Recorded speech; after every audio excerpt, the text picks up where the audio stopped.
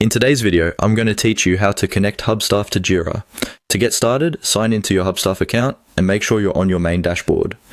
This integration is useful if you want to connect your time tracking workflow with your project management setup in Jira. So having access to the correct organization in Hubstaff will make the process much smoother. Once you're on the dashboard, look for the settings option and click on it. This will take you to the area where your organization preferences, features, and connected tools are managed.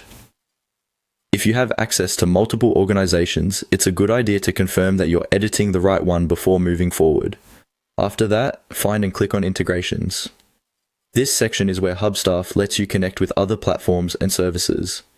Since Jira is an external tool, this is the correct place to begin setting up the connection.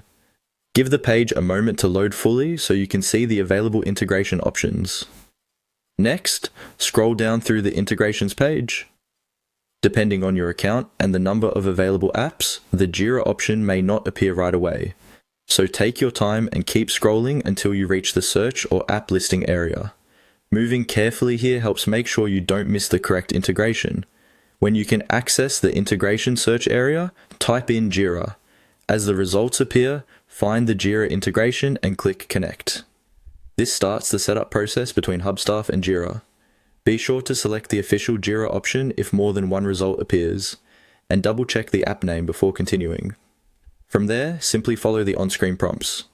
Hubstaff will guide you through the remaining setup steps, which may include authorizing access, confirming permissions, and selecting the Jira account or workspace you want to connect. Read each screen carefully so you understand what is being shared between the two platforms. If your browser blocks pop-ups or redirects, you may need to allow them temporarily so the connection can complete properly. Once you've finished the prompts, the integration should be active. At that point, it's a good idea to review the connection settings and test that everything is working as expected.